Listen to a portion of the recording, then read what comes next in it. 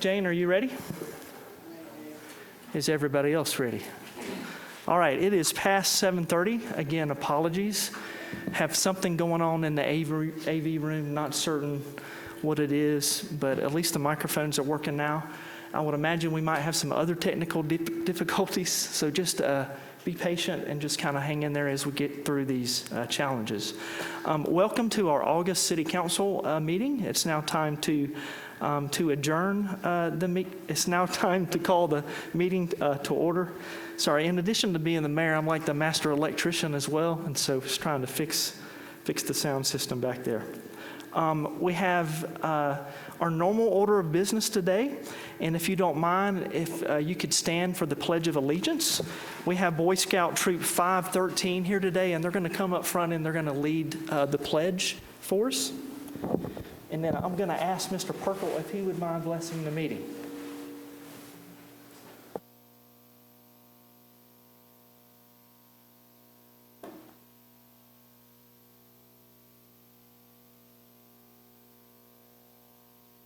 Please begin.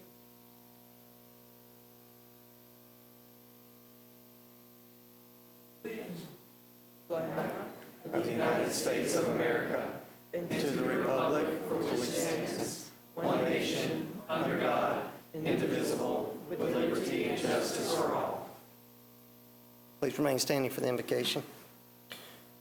Lord, thank you for the opportunity to be here, for the many blessings you've given us, for the wonderful time of year, for the safety and protection you've given us. Thank you that everyone could come out tonight, and we ask that you be with those that could not. Help us to make good decisions. In your name we pray. Amen.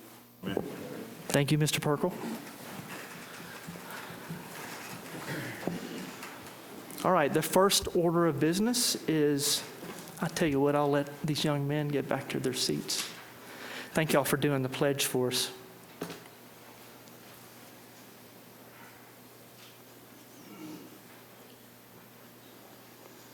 All right, the next order of business will be the approval of the agenda. Is there a motion to approve the agenda? Make a motion to approve the agenda. Have a motion to approve from Mr. Hicks. Is there a second? I have a second from Mr. Page. All those in favor of approving the agenda, please raise your right hand. Very good. Next, we'll move on to the approval of the minutes for the council meeting on July 8th and the work session and executive session on July 1st. Is there a motion to approve the minutes? I make a motion to approve the minutes from July 8th and the work session and executive session from July 1st. All right, I have a motion from Mr. Hicks. Is there a second? Second from Ms. Avery. All those in favor, raise your right hand. Great. All right, next we'll move on to awards, presentations, and proclamations. And as you can tell by the audience tonight, we're going to be recognizing some Eagle Scouts. And I want to give a little bit of background. We have some outstanding troops here in this area. Boy Scout Troop 513 is one of those outstanding troops, and they are led by Jerry Oberholzer, as well as a lot of other volunteers and parents that are actively involved in that troop, and they turn out a lot of Eagle Scouts, and they do some great projects in Sugar Hill and in the surrounding community. And so over the last year, they've had quite a number of young men that have achieved the Eagle Scout rank, and several of those young men are here tonight, and we have proclamations for all of them, and we want to just take a moment here tonight to recognize the outstanding achievement that it is to achieve the rank of Eagle Scout. A very small percentage of Boy Scouts actually achieve the Eagle Scout rank, and an even smaller percentage of Americans achieve the rank as well. And so it's an honor, and it's something that they'll carry forward for the rest of their lives, and people pay attention to it. So I am going to read the proclamation, and then I'll recognize all of the young men that are here and those that are not as well. And so I'll start with reading the proclamation. Whereas the values of the Boy Scouts of America instill in young individuals a sense of leadership, service, and commitment to community. And whereas Boy Scout Troop 513 is a valued asset to the city of Sugar Hill, contributing significantly to the city's sense of community through their dedication to service and leadership. And whereas the Scout Law states that a Scout is trustworthy, loyal, helpful, friendly, courteous, kind, obedient, cheerful, thrifty, brave, clean, and reverent. And whereas achieving the rank of Eagle Scout represents the culmination of years of dedication, perseverance, and hard work. And whereas the Eagle Scout is an exemplary role model who embodies the principles of the Scout Oath and Law in their daily life. And whereas through their Eagle Scout project, they have demonstrated outstanding leadership initiative and made a lasting impact on our community. And whereas their achievement serves as an inspiration to their peers and to all who witness their accomplishment. And whereas their leadership, integrity, and service will continue to inspire others for generations to come in our community. And now therefore be it resolved by the Mayor and City Council of the City of Sugar Hill that we honor and recognize all of these Scouts in Boy Scout Troop 513 for achieving the rank of Eagle Scout. This prestigious accomplishment reflects their unwavering commitment to the ideals of Scouting and to the betterment of our community. And so I'm going to call up the boys individually, and I'm asking them to come up front here.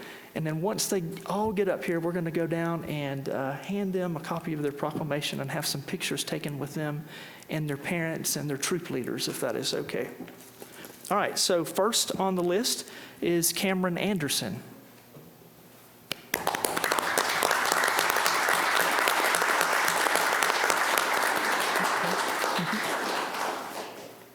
Next on the list is Chase Knudsen.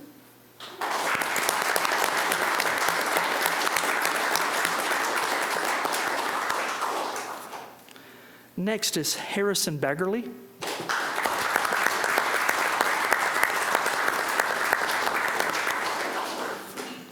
Next is Coyote Badmus.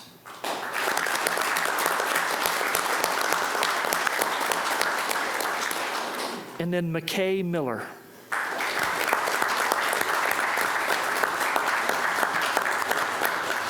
And very quickly, before we all come up there with you, not here tonight is Brody Baweja and Ayush Singh.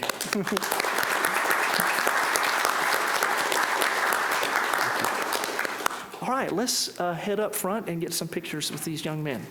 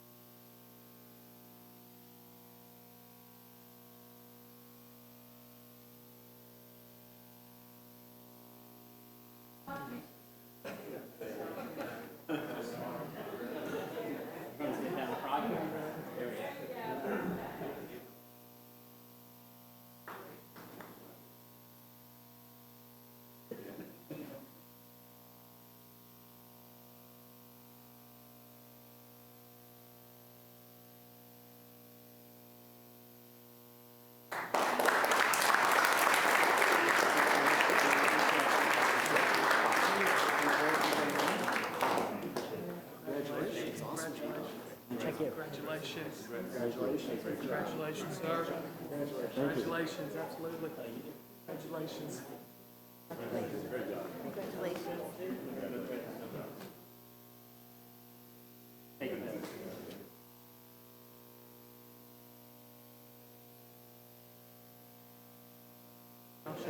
Jim. Congratulations.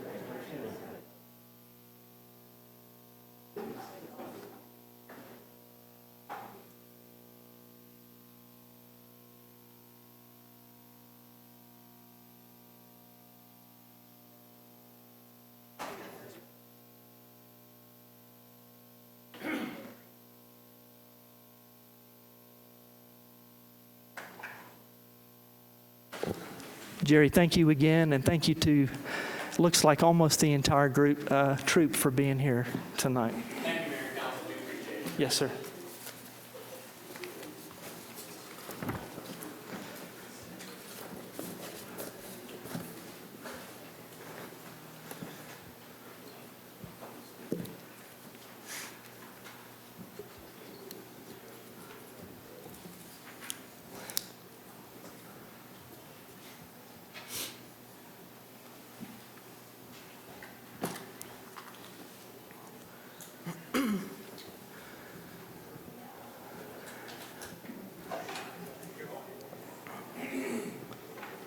All right, next we're going to move on to reports, and I'll start with Mr. Hartley, our city attorney. Thank you, Mayor. I have no report. Okay, next we'll move on to city council, and today I'm going to start with Mr. Page. Sure. Thank you, Mayor.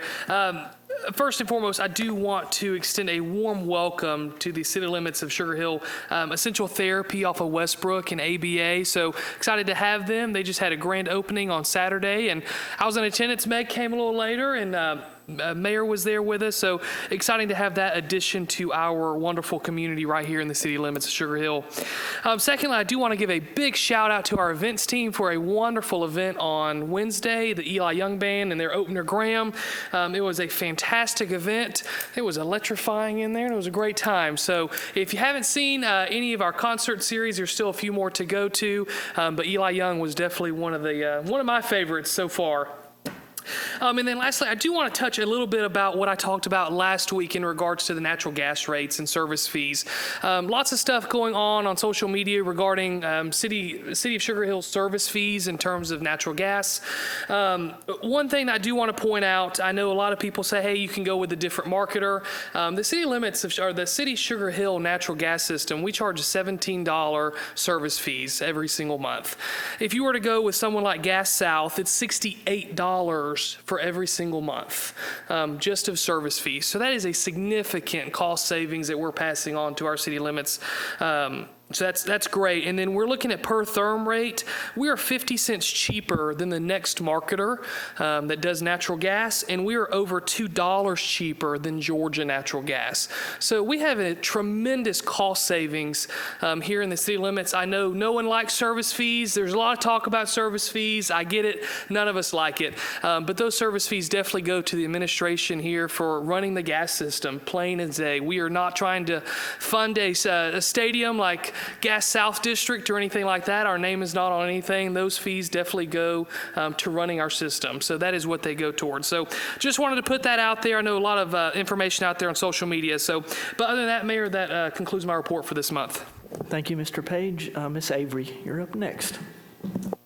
Yes, I would just like to say congratulations again to all the Boy Scouts. I know making Eagle is a big achievement, and as the mayor mentioned, it's a lifelong honor. I know that some people look at resumes, and Eagle Scout is something to be recognized and honored. Scouting has been in my family for several years. My husband has been very active in volunteering for quite a long time, and I think the Scouting program offers so much to the youth of today in many different ways. So I am a firm believer and lover of the Scout program, and I hope that the Scouts who are here tonight will be able to carry on, continue either volunteering or helping out or at camp. Scouting is a great organization. I've also been thinking a lot about our children in Gwinnett County as they all went back to school this month, and we all want the best success, not just for the children in Gwinnett, but all our friends, family across the U.S. Starting school is a very special, exciting time, and it starts a whole new chapter in the learning of academics and social skills and learning to get along, and that's something that we carry with us lifelong as well. And that concludes my report. Thank you, Ms. Avery. Mr. Anderson, you're up. Mayor, only thing I have this month is just an update on the Riverlands Authority. We had our meeting in July that consisted of a market analysis presentation by KB Advisory Group, who did the market analysis for our master planning process. Coming up this Wednesday at 5:30 will be a presentation by Clark Patterson Lee, who did the Parks, Recreation, and Green Space Master Plan that we'll be discussing in the next month or so here at City Council, but they're going to come and talk to us specifically about what their findings were with regards to recreation and how it could potentially impact the Riverlands and the master planning process that we are going through. So that's all I've got. Thank you, Mayor. Thank you, Mr. Anderson. Mr. Hicks, you're up. Thanks, Mayor. Just want to touch on the Youth Council applications is still open until Wednesday of this week, the 14th. So if you have any high school age kids that would be interested in learning about local government and being a part of this amazing group that we already have now, then the application remains open until the 14th. As Ms. Avery mentioned, school is back in. Outside of being careful and watching out for our kids, and as the mayor always put it, our most important residents, there's a lot of opportunities for us as adults to make sure or be a part of kind of nurturing those kids. So there's a lot of volunteer opportunities within the schools. All of our cluster of schools have the half-hour hero program. Essentially what that is you just give up 30 minutes of your day whenever it's convenient for you to go to the school, and the counselors pick a kid that typically is in need of some form of mentoring. And so I think that is a way of being a part of a kid's life. I personally get more out of it than probably what the kids do, but I think that's a great opportunity if you have some free time.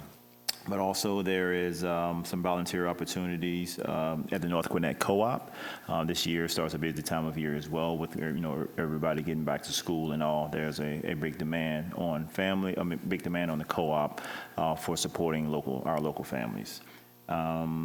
The Gwinnett County also has a mentoring program where you can actually go through the county, and the county will actually assign you, and it's a more guided program to support kids that is in needs that's within our Gwinnett County school system. So actually right here in our school systems. And lastly, we have kicking off again this school year is the BMM, which is the Brothers Make a Move, which is a mentoring program for middle school males that we house right here at our e-center twice a month, guiding and teaching them language arts, math, and bringing in mentors to kind of guide them through their school year as well. And so that's a opportunity for anyone that's available to be a part of that. And that's all that I have, Mayor. Thank you. Thank you, Mr. Hicks. Next is Mr. Perkle. Thank you. So some good news or bad news, depending on your perspective. We're back in school. First and foremost, watch out for all the buses out there, getting used to those and the new transportation patterns they may be in through your neighborhood and on the city streets. Also remember your teachers and administrators as they're dealing with going back to school as well. And then also another bit of bad news. We lost one of the businesses in Sugar Hill. Sherwood Drugs had been in they've been in existence for over 50 years. Some in the original time of Buford, been in Sugar Hill for over 30 years. I did see social media posts about that. I did contact Danica Robertson, who was the pharmacist there. And unfortunately, their lease wasn't renewed, and the time frame with the government regulations, you had to have 9 months or more to get approval for a new location, and they had like 30 days or something. So unfortunately, we've lost a business that I think was one of the foundational businesses in the city. I'd like to see us do something next month if we could to maybe recognize them for all the years and service they put in. I know my family went there and got excellent service through them through COVID and everything else, just excellent medical advice, and I really hate to see them gone. And that concludes my report. Thank you, Mr. Perkle. Yeah, let's absolutely do that. I also reached out to Danica, and a lot of challenges there, and very, very unfortunate. But it'd be great to recognize them next month. All right, next, I do have just a very short PowerPoint presentation. Just want to show some images to thank some people that were active this past month. And then I have a couple of mark your calendar items. And I don't know who I'm talking to. Claire's going to advance for me. Just want to, again, say thank you to the Sugar Hill Marshals, in particular, Michael Parker, for organizing their first youth empowerment program. We had the graduation ceremony several weeks ago, and Cindy Pugh was there, Councilmember Page, Councilmember Hicks. We were all there. They all have played a role in either teaching a class or just mentoring some of the youth involved in that program. And I thought the first cohort was excellent, and they are about to begin their second cohort. So if you have youth in the community, you think that they would be interested in this empowerment program, please just kind of keep your eyes open for information to be posted to the Marshals social media pages. Some of the things that they talk about are, managing finances, or being more organized, or even how to cook. They learn some of those essential life skills that maybe the kids are not learning in schools these days. And so, great program. Next slide. Next, just wanted to give a thanks to Sugar Hill Church. They partner with us to do a Summer Serve Camp. Summer Serve Camp is a week-long opportunity for kids in our community to serve the community, and they pick maybe like 4 or 5 different projects each and every day. This was one of the projects that we helped organize. Many of you are familiar with Rosemary Walsh. She's had some challenges with cancer, and recently fell and broke her wrist, and is unable to drive or to do many things. And so these young people, they spent a half a day serving at her house and doing projects around the house, and want to thank them. And then I'll go on to the next slide. This was another Summer Serve project that Stephanie Isaacs, our cemeterian, helped to organize. They spent a morning with us documenting graves that do not have markers, and that helps us. Number one, if they're veterans, we can request a marker from Veterans Affairs, or we can reach out to families, or we can do what we need to do in order to make certain that those individuals are not forgotten. And so you see Joe Wells and some of the kids from Sugar Hill Church there, and they spent a hot day out in the cemetery helping Stephanie with that project. So I want to thank Stephanie and Sugar Hill Church for that. Next slide. Want to just give a shout out to the Lanier High School band. Their band grows in number every year. You may or may not have heard this statistic, but 80% of the kids at Lanier Middle School are involved in some sorts of fine arts program, and that has become a huge pipeline for a high school. And so these kids are learning band and orchestra early, and by the time that they get to high school, they're able to add a lot of value to the band and to the marching band. And so they will start this Friday with our first football game, and they are excellent. And if you're interested in the band or football, I would encourage you to come out. And want to thank Councilmember Hicks and Page. We spent an evening with the band at their band camp, had dinner with them, and played some sort of tag game. And we did all sorts of crazy things with these kids and had a whole lot of fun. And then I've got a couple more just mark your calendar slides. Friendly reminder about this big game Friday night. So Lanier High School is playing Norcross High School. And this is really very interesting because Our coach here at Lanier High School is Tyler Maloof. The coach at Norcross is Keith Maloof, and they are father and son. And I'm not aware of this like really happening anywhere. And so I think it's going to be a great game. The mayor of Norcross is coming up. We're going to do the coin toss together at the beginning of the game.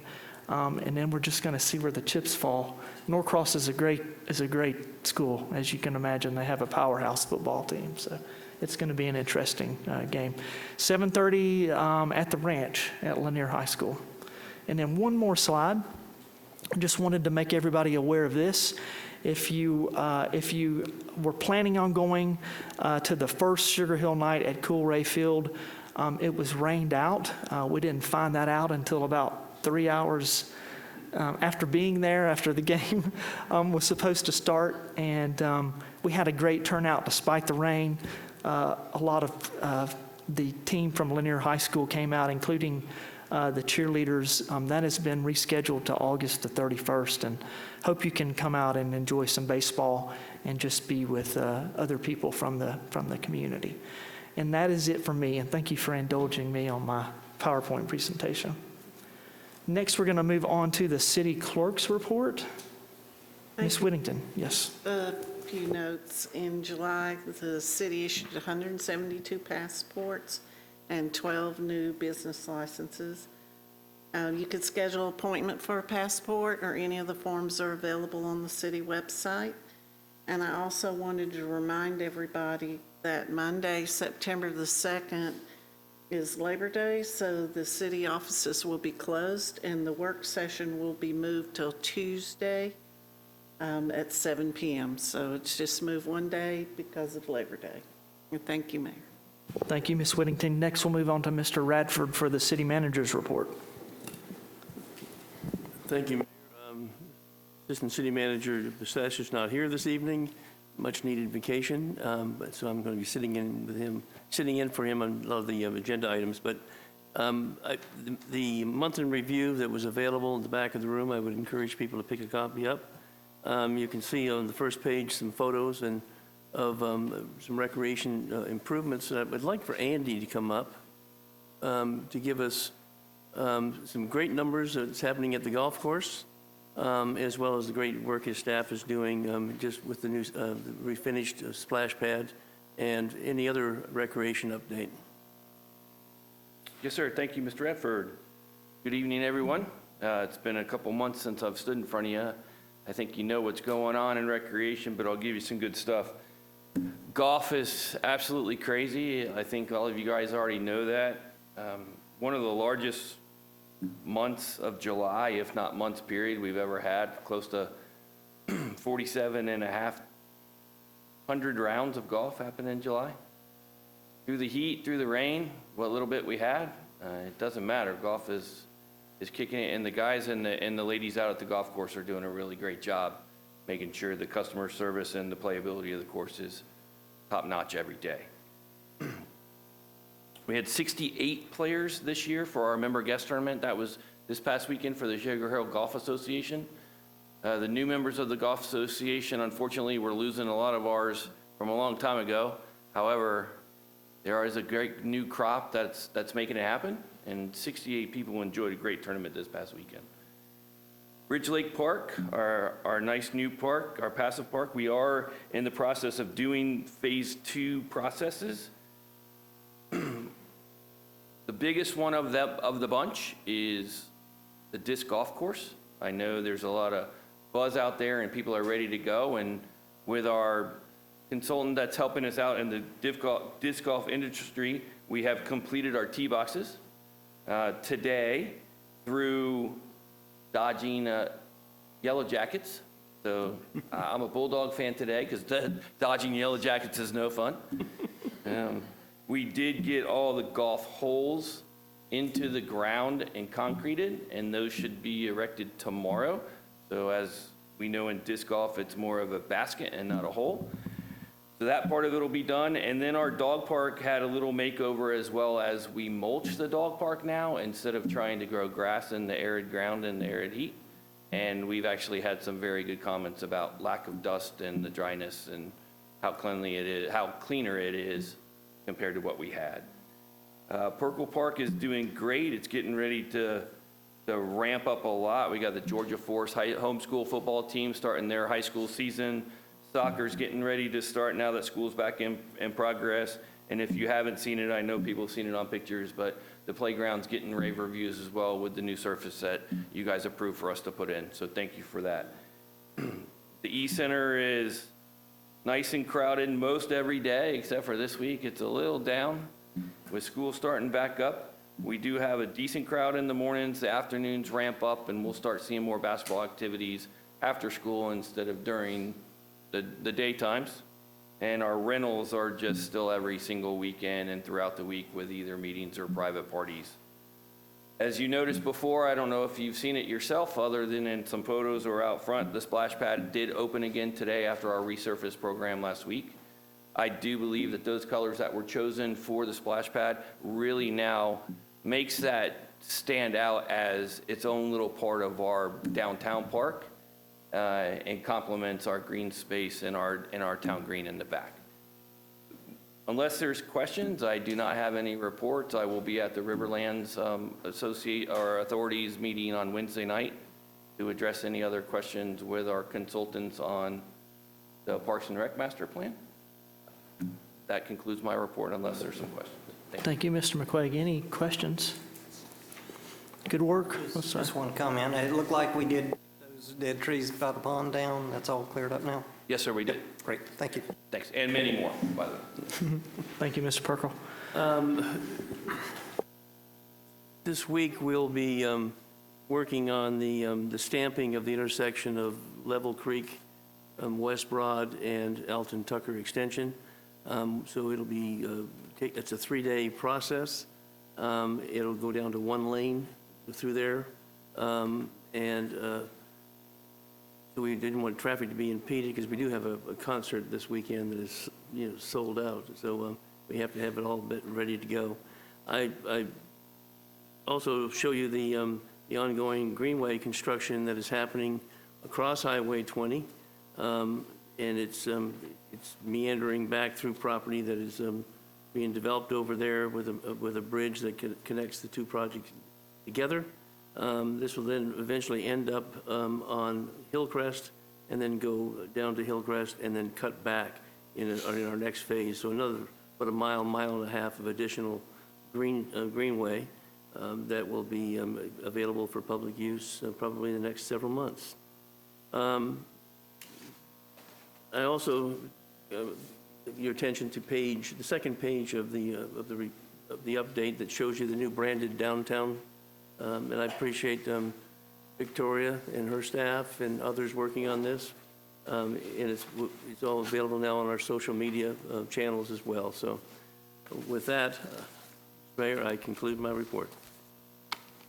Thank you, Mr. Radford. And we have no youth council report tonight. I guess we'll maybe get one in September or October when the new youth council members are on board. But we will now move on to citizens and guest comments. And this is the opportunity for any citizens or visitors to express something that is on their mind.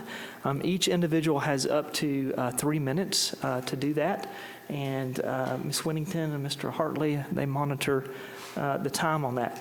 I was given some cards. We don't actually use the cards to call people up. The cards are for people that want to put a comment in the record that don't want to speak. And so Ms. Whittington has the cards that have been turned in. If you want to get up and speak, just come on up and please give your name and address for the record, if you don't mind. Thank you. Thank Yes, you sir. for listening to me. My name's Nathan Ball. It's 6805 Grand Magnolia Drive, Sugar Hill, Georgia. I've been here over 19 years, raised my kids, graduated from Lanier High School. I'm here to ask you kindly to revisit the noise ordinance, the decimals. That's what I'm here for. If you look at it, for music, it's 60 decibels. If you look at an air conditioning unit, it's 64 decibels. Power equipment, landscaping, sorry to say it, I am in landscaping, but at 9 o'clock, those edgers are going, it's 74 decibels. So I love music. Everybody else enjoys music. I'm not asking for much, just to revisit it, and that's all I need. Did you say your name was Nathan Wall? Ball, B-A-L. B-A-L-L. Yes. Mr. Ball, thank you for being here and making those comments. And if you don't mind, if you have not given a card, great. Does it have your contact number on there? Let us reach back out to you after today and we can talk more about it, okay? Thank you. Thank you for being here. Yes, sir. Anybody else? Yes, ma'am. And same, please give your name and address for the record. My name's Marla King. I live in Emerald Lake subdivision at 510 Emerald Lake Parkway. I've lived there 29 years in a very peaceful, quiet neighborhood. And I'd intended to call all your names out, but I only have 3 minutes, so I'll skip it.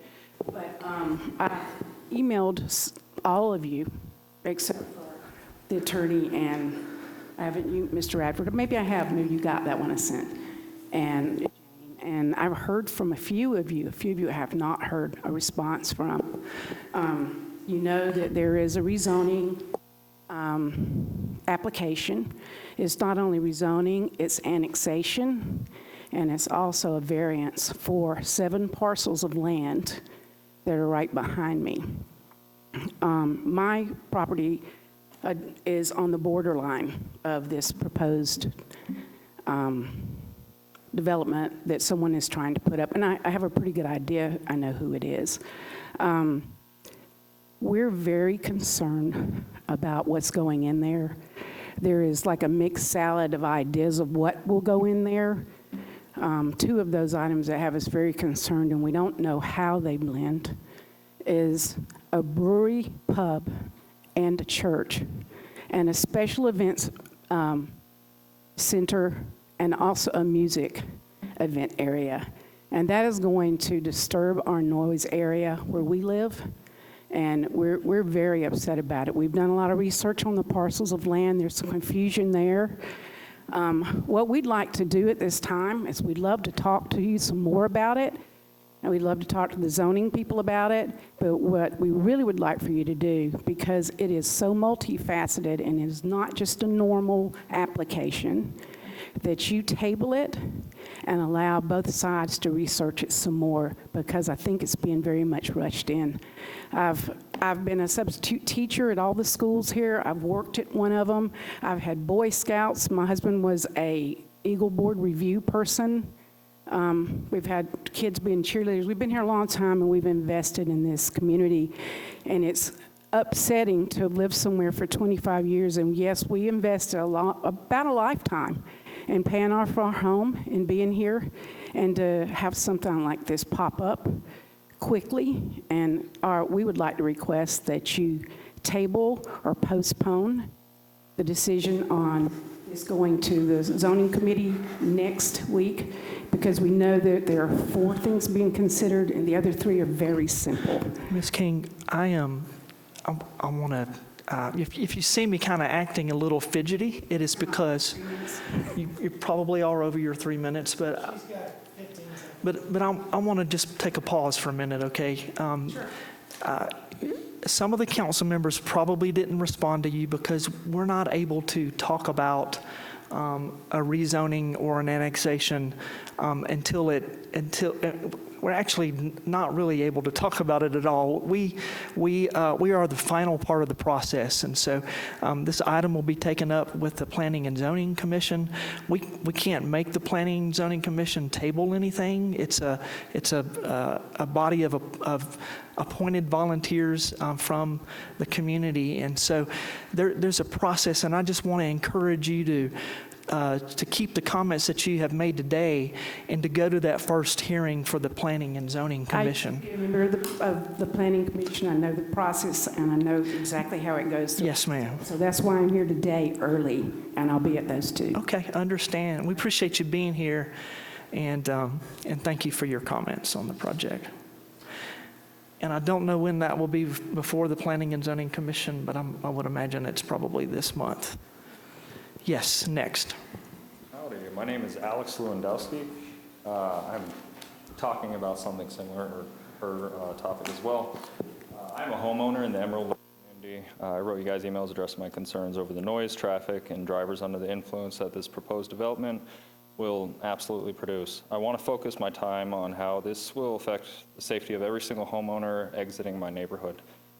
The proposed development has the entrance on the right side of Publix where people will... If you could just pause one moment, I want to ask our legal counsel if we can engage in this type of hearing, because again, let me ask if, Mr. Hartley, are we okay to have these comments on something that's not a matter for us currently? It will be coming before you in the future, and so you can certainly listen to comments tonight.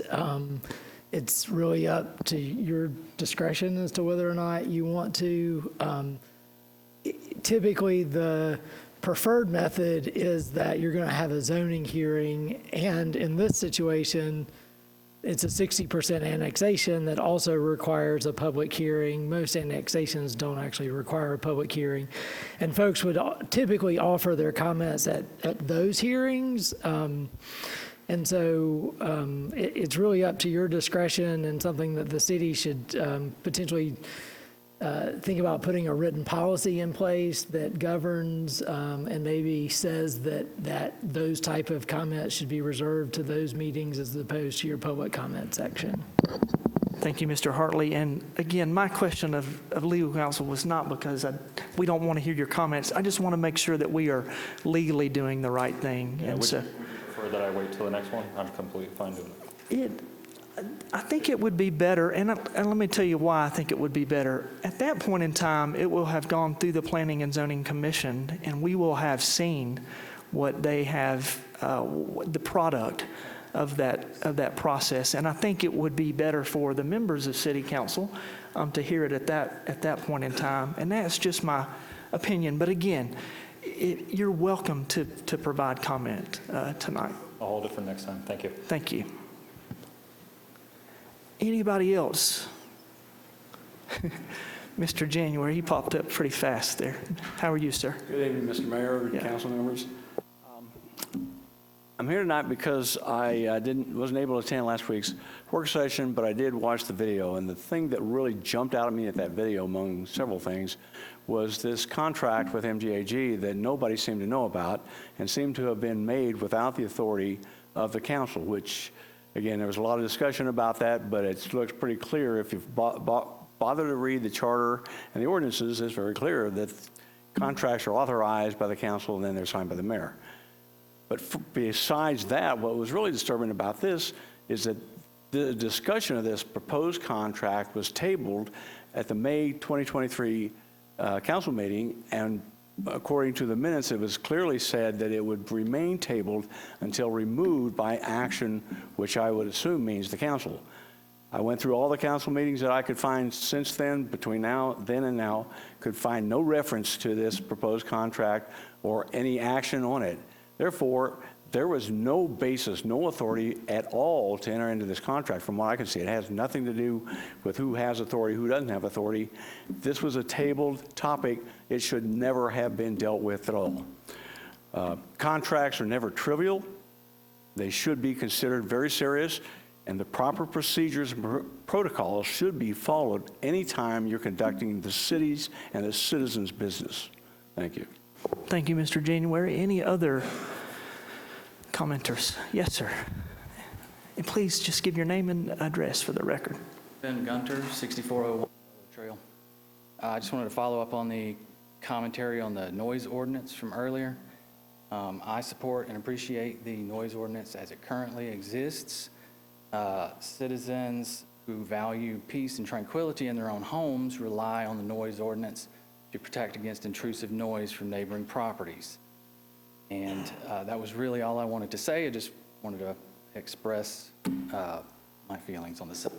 Thank you, sir, for your comments. Yes, I have another hand up there. Please come forward.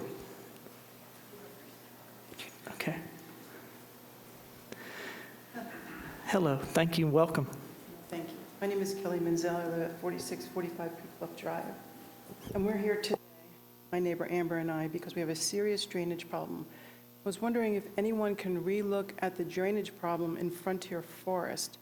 what's happening is they've built some other buildings, and now all the sediment, which is clay, is running down our creek, and it has now caused a blockage to the retention pond. And what's happening is the homes along the creek and into the retention pond are flooding, and there are deep crevices, and it's just dangerous.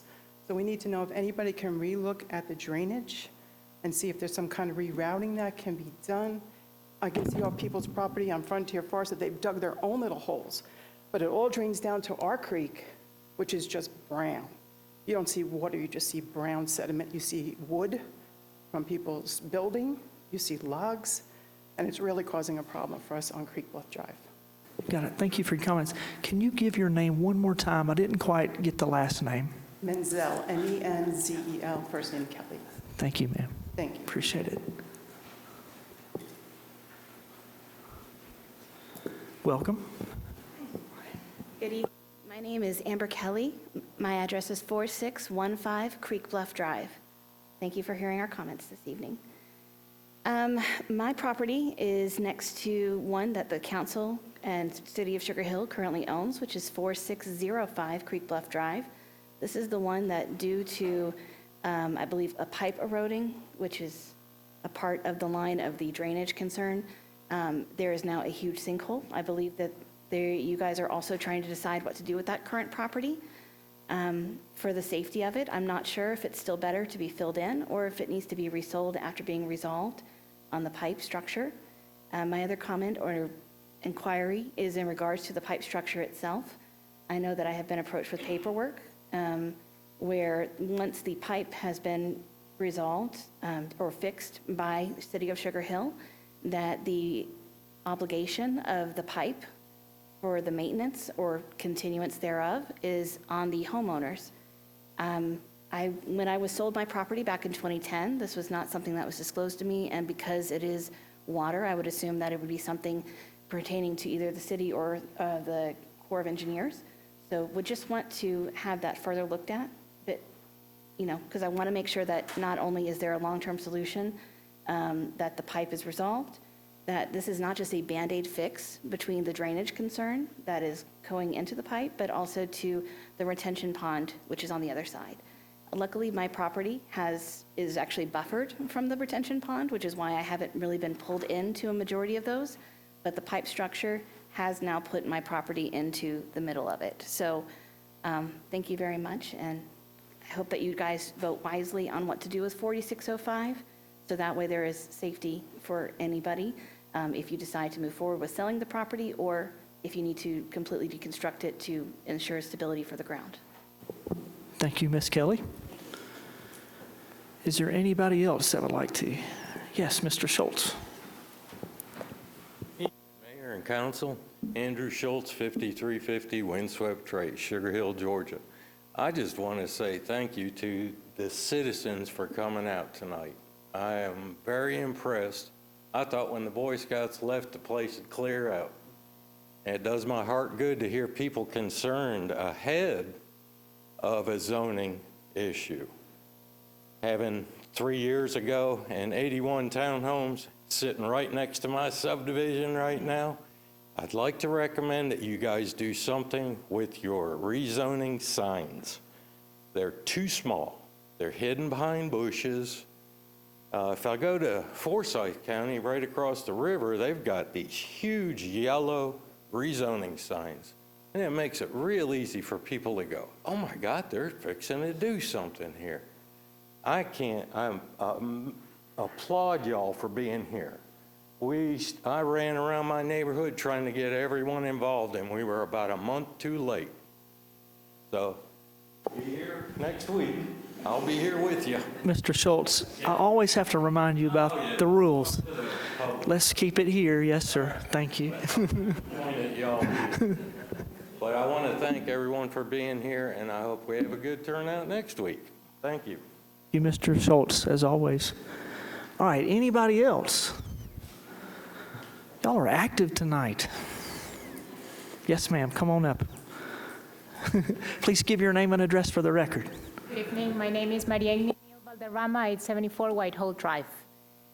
I would like to start by thanking Mr. Alvin Hicks for the invitation, Major Brandon Hembry and the consuls Joshua Page, Garrett Perkle, Meg Avery, and Taylor Anderson for allowing us the opportunity of being here today, speaking about the situation from Venezuela, my home country. Speaking on behalf of thousands of Venezuelans living in Gwinnett County and those who cannot speak from home. As I told you, my name is Maria Ninil Valderrama. I am Venezuelan. I am a criminal law attorney. And 6 years ago, I made my journey to America because being an attorney in my hometown became a dangerous career.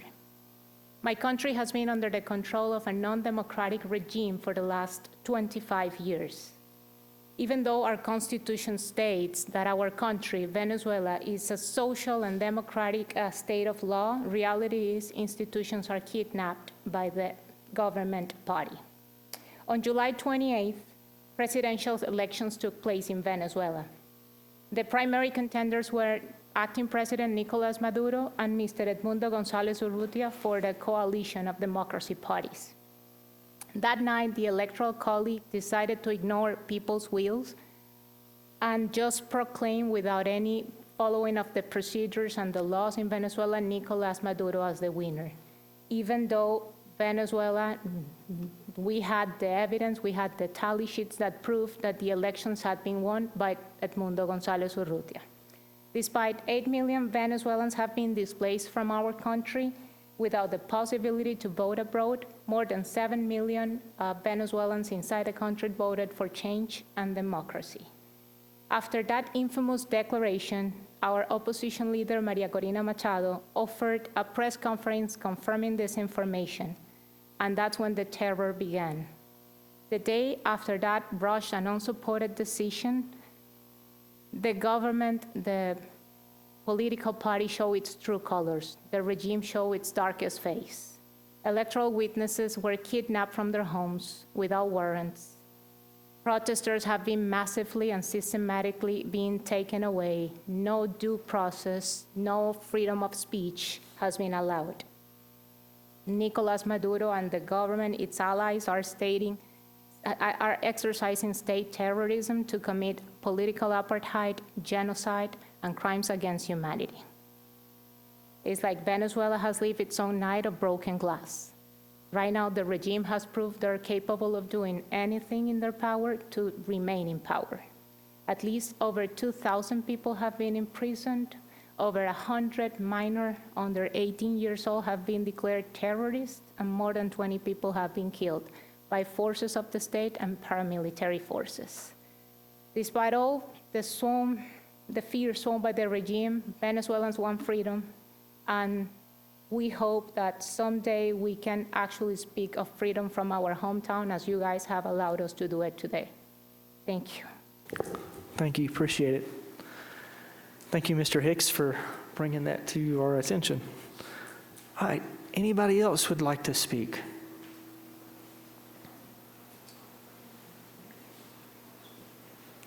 Please provide your name and address for the record.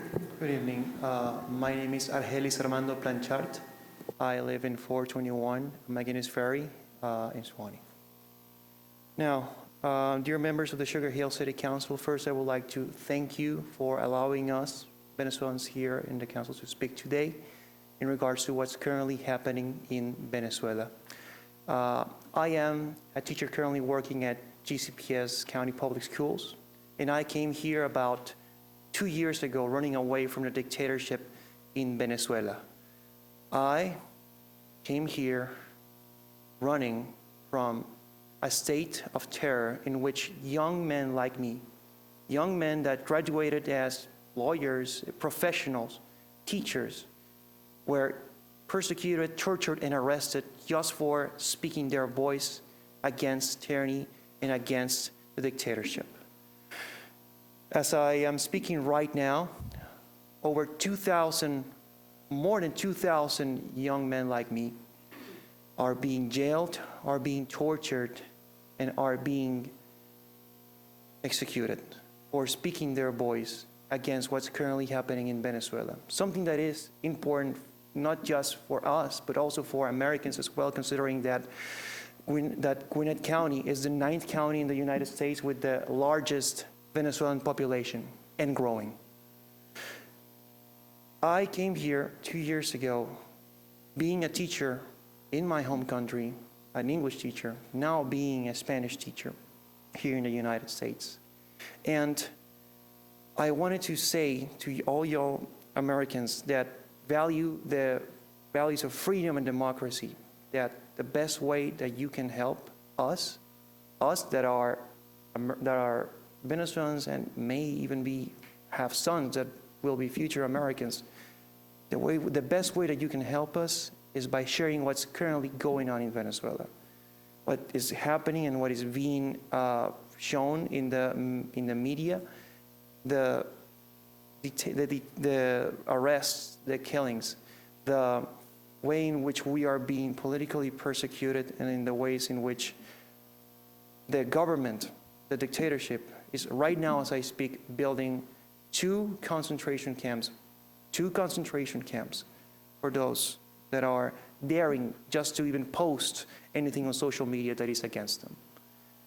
I thank you all for welcoming us here, and thank you for listening to us. Thank you for your comments. Yes, next.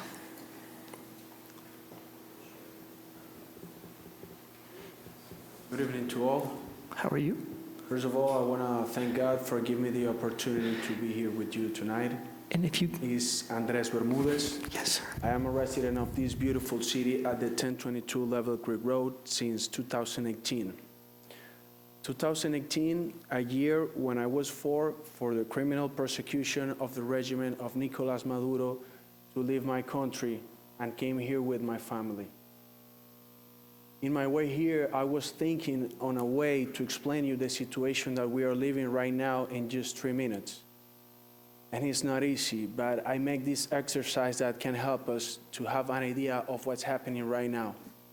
If you take a look at this auditorium, we can have here maybe 120, maybe 150 people. Well, imagine right now that we have 10, 12 times this amount of people.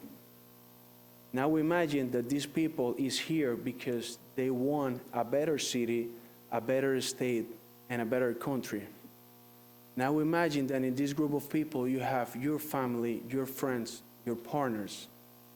Keep that picture in your mind, and now imagine that a group of people with no identification, with masks, and with guns, came here and kidnapped all these people.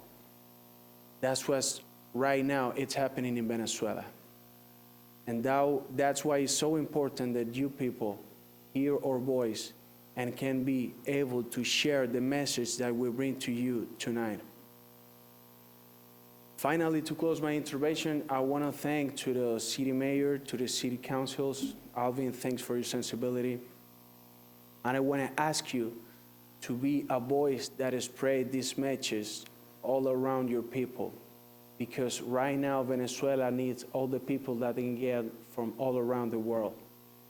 And finally, I want to thank also, not only for this opportunity, I want to also thanks to the whole community of Gwinnett County, to all the opportunities, all the love, and all the respect that has given to our community.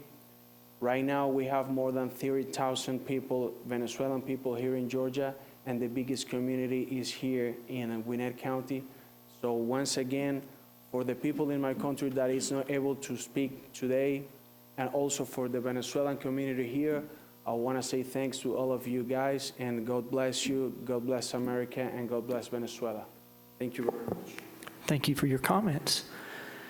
Anybody else wishes to speak? Welcome. Hey there, I'm Simon. My address is 1906 Lebanon Road, Lawrenceville, Georgia. I'm a first-generation American from a Venezuelan father. I have been brought here to tell the Council of Sugar Hill about the situation in Venezuela. People are dying every single day at the hands of the government. Millions of people have left their homes to have a chance at a better life because if you are not on the government side, they will throw you in prison and sometimes even kill you. They have had their freedom of speech revoked. My uncle calls my dad almost every single day talking about how he got stopped, held at gunpoint, and then had his phone searched to see that he wasn't expressing any anti-government sentiment. But that is just an example close to me. That and many more and worse incidents are happening to people across this once beautiful country. I have been to Colombia several times, but I have never visited my other home due to the regime of Nicolas Maduro. Since the day of the fraudulent election, July 28th, over 2,000 people have been detained and over 30 people killed in 15 days at the hands of the government due to them saying that the elections were false. Even the European Union and the Carter Center have come out and said that they are not recognizing the results of the election. I would like for you all here today to spread the word so that more people are made aware of the gravity of the situation in Venezuela. We should all strive to help out fellow man, no matter the country of origin. And I'm going to leave you all here with a quote from William Howard Taft. I am in favor of helping the prosperity of other countries because when we are all prosperous, the trade with each other becomes more valuable to the other. Thank you. Thank you. Good job. Anybody else? All right. If we have nobody else, we will close out citizens and guest comments. Thank you to everybody that came out and commented today. We have no consent agenda, so we'll move on to old business. And I think the city manager is going to be pretty busy tonight. We'll start with item number 1, the sanitation and recycling contract. Mr. Radford. Thank you, Mayor. As you all know, this has been an activity on the agenda for some time as we've been looking for the right course of action. You presented us with possible changes like senior discounts, volume-based billing, weekly recycling schedule, and franchise fee reduction to offset these changes. We have talked to Waste Management over and over again, and at your request, we engaged them to talk about locking a rate over the next 3 years, and we have that done now at $19.66 a month. Part of the contract amendment would be to add Gold Mine Park to the fee schedule that Waste Management picks up in Sugar Hill. There was questions about recycling. I'd like to just point out is that we have Waste Management has a state-of-the-art facility up in Forsyth County. They've invested $15 million in the facility, and it has all kinds of robotics and was built to actually accept glass back curbside in the near future. If you want to see it, we can get you a tour of that. But the recommendation is to approve the contract amendment to extend the solid waste and recycling collection contract effective November 1, 2024 through October 31st, 2029, with annual termination provisions. The 24 through 26 rate of $19.66 per month for residential customers would be locked in. That is the recommendation. Thank you, Mr. Radford. I think we heard the same report at our work session. Any questions beyond what we may have asked last week? Yes, Mr. Page. Necessarily a question, but just a comment. Just to quantify that contract amount of $19.66 per month, that equates to $235.92 a year for our residents. You break that down per week, that is $4.54 per week for someone to come and grab your trash from your curb. I think that is a win for our city to lock that in for the next couple years. With inflation, the economy as it is, any significant savings that we can do, I think that is a win. We are not harming our commercial base either. I know the first proposal was up to a 9% increase for our commercial tenants and users, and we have close to 900, I believe, that have service here in the city. So I do think this is a win for our city for at least the near term, and of course with the yearly terminations that we have. If something else comes to the table, another provider comes into our market, we can definitely put that out there and see if there's a potential to work with them. So appreciate the city staff working on this. Thank you, Mr. Page. Any other questions or comments? Ms. Avery. I would just like to point out that, just to let people know, although there were several people that contacted me about wishing for weekly recycling, this contract does not include weekly recycling. it remains at the every other week recycling, but I still think that the benefit of locking in a rate until the end of October of 2026 is a viable compromise. And for those people who have the need, an extra recycling cart can be ordered through Waste Management, and they will pick up both carts on your recycling day, and there's no extra fee added to your monthly bill to have a second cart. There's just the delivery fee for that second cart. Thank you, Ms. Avery. Any other comments, questions? Is there a motion? I will make the motion that the City of Sugar Hill accepts this contract with Waste Management that locks in the rate and for $19.66 a month from today until the end of October 2026. Thank you, Ms. Avery. Have a motion to accept the contract, the staff recommendation. Is there a second? Second from Mr. Page. Any discussion before I call the vote? All right, all those in favor of the motion, please raise your right hand. All those opposed, like sign. Okay. Jane and I tried to read each other's minds on what's going on. All right, next we'll move on to the GMEB's Defined Benefits Retirement Plan. I'll hand that over to the city manager, but I believe that our city attorney will probably explain it. Yes, Mayor. As you know, this is, you took action before to affect this change of freezing the existing benefits for elected officials. And any previous benefits that have been earned would remain. And if any council member that was subject to the benefits before came back and took elected office, they would not accrue any additional years. So in effect, the retirement for elected officials would go away effective August 23rd, 24. I'll turn over to our legal counsel to, if he wants to fill in any of the legalese in between there. Thank you. Thank you.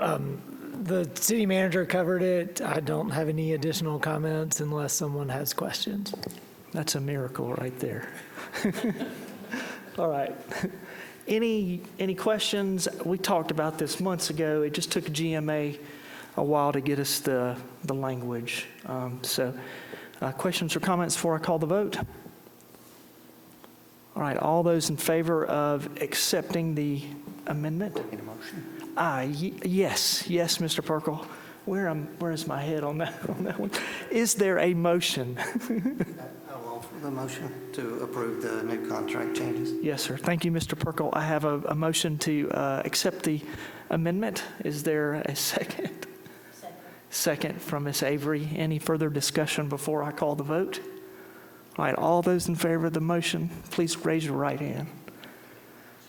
All right, I finally got that right.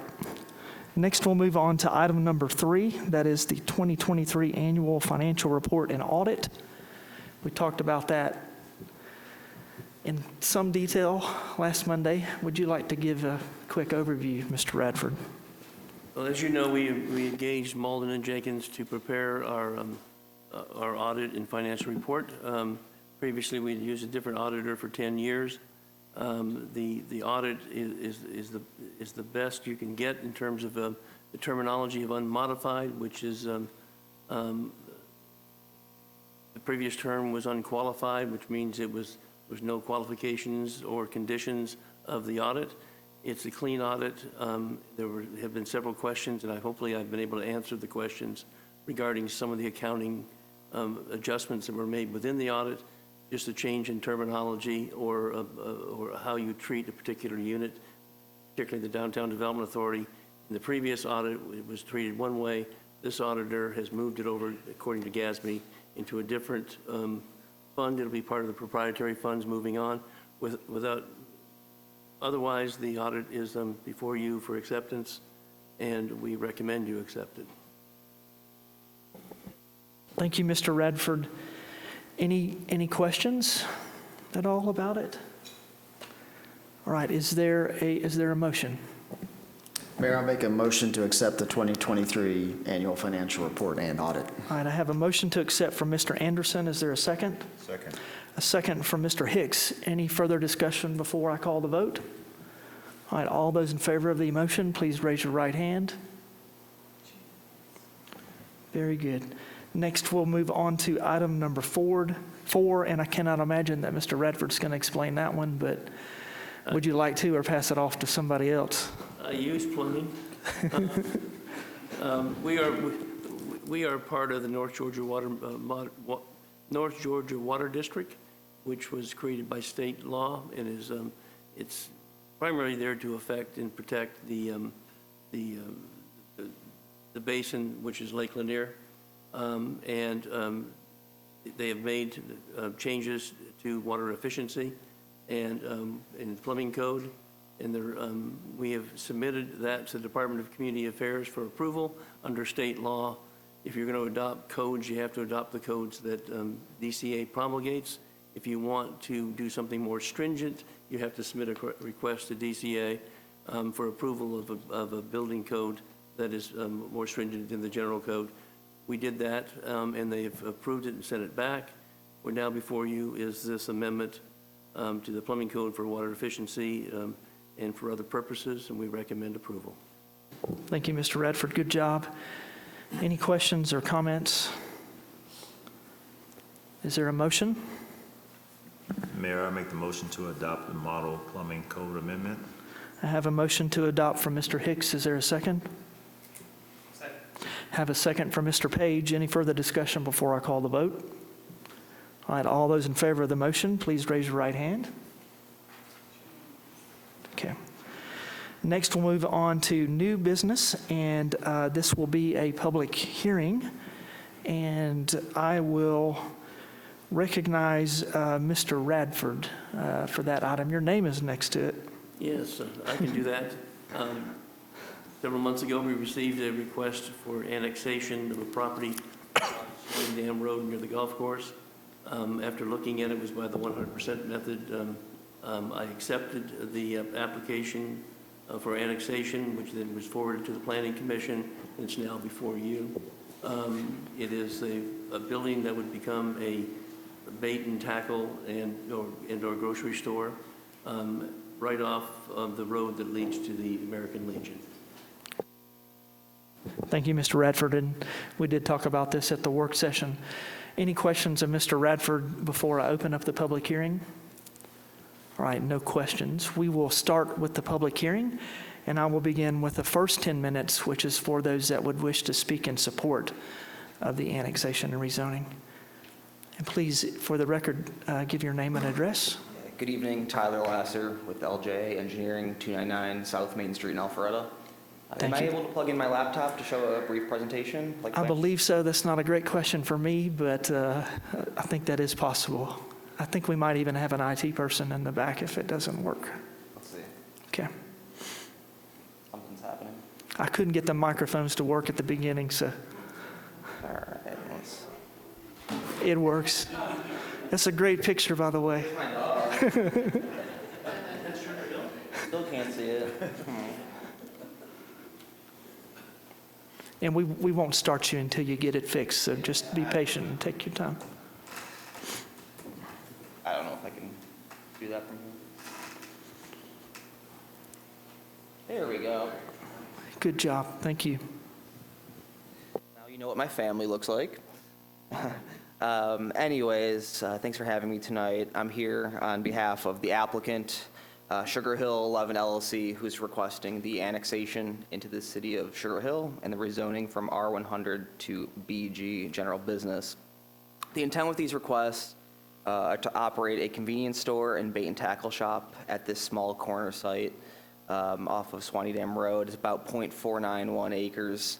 This business will offer bait and tackle, of course, snacks, soft drinks, coffee, etc. And then eventually they would like to sell beer and wine, not liquor. This is not going to be a liquor store. There's like, they like to be like any other convenience store, like QT or Racetrack, where beer and wine is available. So they will likely pursue that eventually, but that's a separate process, so they'll cross that bridge when they get there.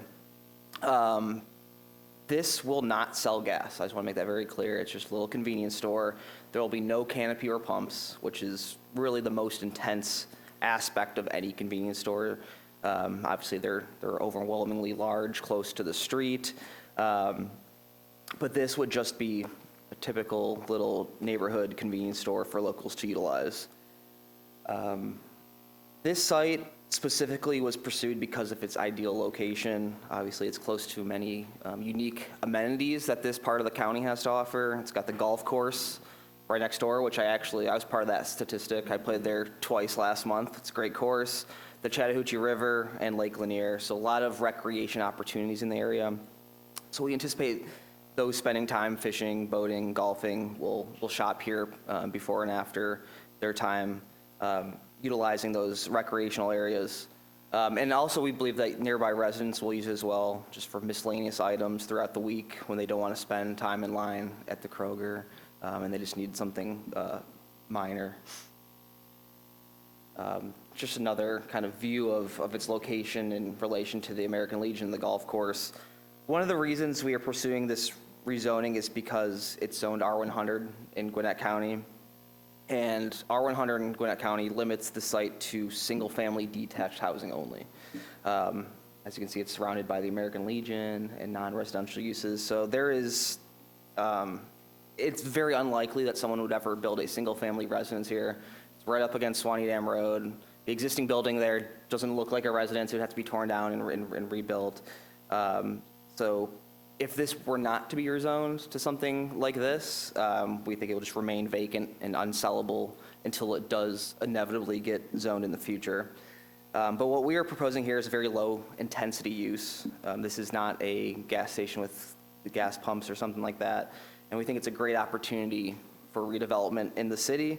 And there's just not any other reasonable options at this location.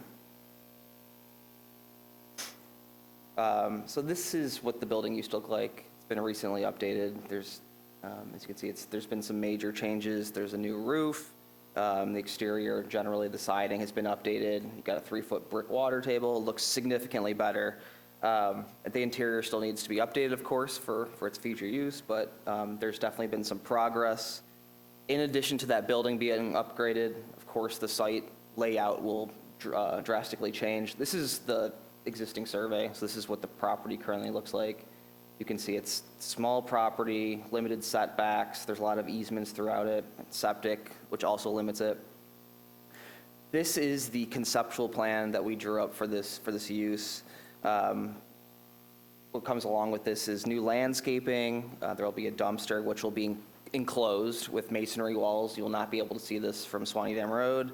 There will be a parking area, and I'll stop there because I know there were concerns about parking at the last meeting.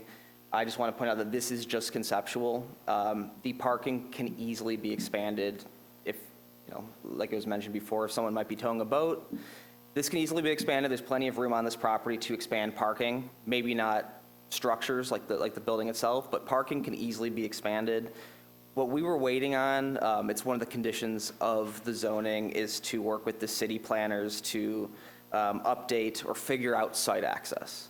So when we work with the city and the Department of Transportation to figure out site access, at that time we are happy to increase parking, the amount of spaces and just general space for being able to maneuver boats. And that will all be taken into consideration with the planners and the Department of Transportation. In addition to that, of course, there'll be sidewalks connecting that parking area to the front of the building, so we'll be improving the pedestrian connectivity. We'll be adding curb and gutter, and kind of going hand in hand with that would be stormwater management. So likely if we were to increase the parking lot size, we would just go with underground detention. That's the best option. So it's likely that this development would result in better retention overall. With that, I'll end it there. Just wanted to say thank you, and staff and the Planning Commission both recommended approval. I have not received any phone calls or emails in opposition, but we are happy to answer any questions you have tonight. Thank you. Let's do that. Let's see if there are any questions. All right, I have no questions. Oh, yes, sorry, Miss Avery. That's okay. I saw there that your hours are 7 a.m. to 11 p.m. Yes, ma'am. Will it be open every day? Yeah, I believe as of right now, their plan is to do that. They're willing, of course, to negotiate if there's any issues with that. And the maximum number of parking spaces at this point is 4 spaces. Yeah, and that's just, again, that's just the conceptual idea based off of when we initially submitted, but we're happy to increase that and also expand the overall dimensions, the drive aisles for any boats. That's no issue at all. Is that it, Miss Avery? Any other questions? All right, I see no other questions, and I'll let you be seated and Thank you. take your time.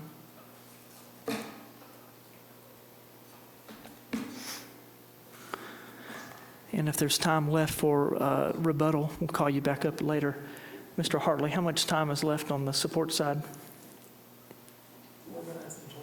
Okay. Anybody else here wishing to speak in this portion of the hearing? All right, we'll close that portion. We'll now move on to those that might be here to speak in opposition or express concern. All right, I see nobody. So we'll close out the public hearing. And I'll just ask if there are any additional questions or comments from council before I ask if there's a motion. Yes, Mr. Anderson. And I'm not sure if this is for Claire or for Paul, but if this is approved and the development permit's issued, would a sidewalk have to be installed along Swanee Dam? I know we're showing a 10-foot landscape strip, but I don't see a sidewalk. Would a sidewalk also have to be installed along the front of Swanee Dam Road? Okay. That's one. All right, any other questions or comments? All right, is there a motion?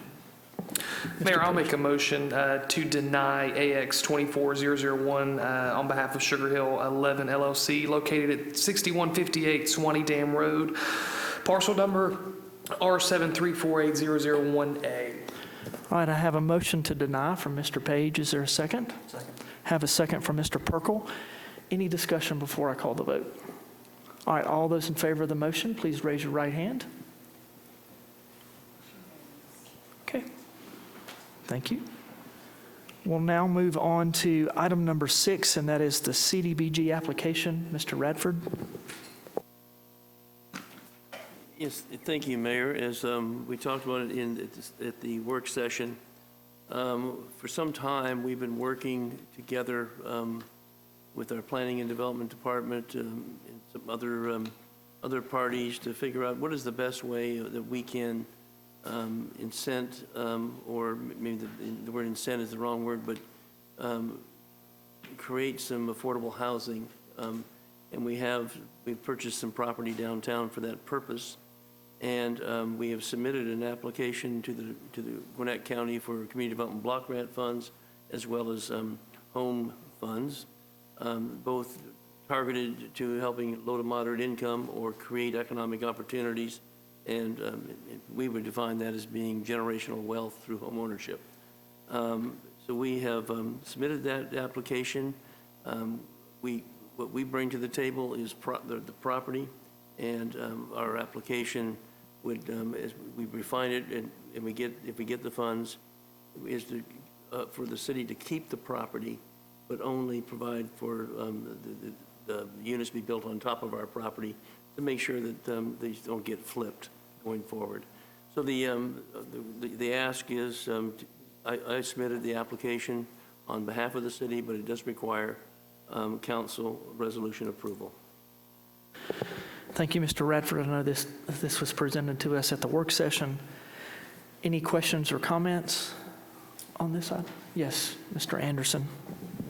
Well, conceptually, I think this is a great application. I just wanted to clarify one thing on it, that if we're awarded it, and it could be for whatever, I suppose, amount, that we've asked for a certain amount, but that at the time we're awarded it and we go through the actual project planning process, that's when we'll have a deeper conversation about what this looks like, what the all the legal side of this and how this will work. I just wanted to clarify that for the public so that they don't, that we're just asking for the funds, and then if we get them, we figure out if it's actually a feasible project at that point. That is absolutely right. This is a conceptual plan. This council will have opportunities to weigh in going forward should we get those funds. Our preliminary proposal is for 24 units in a cottage court type of environment with partners who really understand this business. And we want to help, we want to bring down the development costs in order to get the final price into more of an affordable fashion. But to your point, there's a lot of steps. This is the first step along a long journey. Hopefully we can make the journey quicker than most funding sources, like federal funding sources, but we're excited that we've been able to create interest in this, and we think having Gwinnett County and the Gwinnett County Housing Corporation and potentially some other private sector partners will provide a great product of housing diversity for those who have a hard job penetrating the market these days. All right, thank you. Any other questions or comments? I just have one. Mr. Page. Yeah, no, thank you, Councilmember Anderson, for bringing that up. I think that's a good point. This is kind of a blue sky project, if you will. It's we're seeking funds, and I'm glad to hear that we are seeking funds. And if we don't choose to pursue it for whether that's legal real estate, we don't find a plan that works for us, then I'm assuming we would just give those funds back, or they'd be released back. Okay, so yeah, that's fine with me if we want to potentially look at this and kind of have a deeper conversation if we're awarded fundings at that point. Thank you, Mr. Page. Any other questions or comments? All right, is there a motion? Mayor, I'll make a motion to approve the resolution for home and CDBG applications that have been submitted. All right, I have a motion to approve from Mr. Anderson. Is there a second? Second. Second from Mr. Hicks. Any further discussion before I call the vote? All right, all those in favor of the motion, please raise your right hand. All right, all those opposed, like sign. Okay. Thank you, Ms. Whittington. Next, we'll move on to the last item, number 7, and that is the contract award for Perkle Park for stream bank stabilization. Thank you. We've been working on this, as you know, Troy and his staff for some time. This project affects about 300 linear feet in the channel of Richland Creek, where the stream bank has been eroded and is causing problems with obviously the parking lot, it could be, and other things. So we have advertised, and we have received bids from a number of companies, ranging from $800,000 by Summit Construction down to Triscapes, which was the lowest at $396,977.96. We are recommending that council approve the award to Triscapes for the stream bank stabilization project in that amount. Thank you, Mr. Radford. We talked about this at our work session. Any questions of Mr. Radford? All right, is there a motion?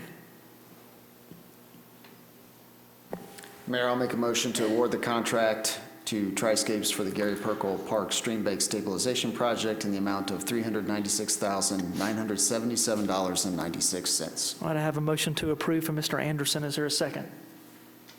Second. I'll take that second from Mr. Page. Any discussion before I call the vote? All right, all those in favor of the motion, please raise your right hand. Okay, very good. We are done with our agenda. I do know that we need to go into executive session. I specifically have a potential litigation real estate conversation that I need to have with City Council, and there may be a couple of other items, but is there a motion to go into executive session? I make a motion to go into executive session. I have a motion from Mr. Hicks, a second from Ms. Avery. All those in favor of going into executive session, please raise your right hand. All right, we will go in, come back out. I'm not aware of us having anything that we'll need to take action on after executive session, but of course, anybody's welcome to stay around.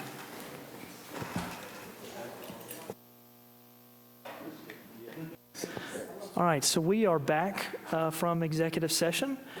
We discussed 4 personnel items, 2 legal items, and 2 real estate items.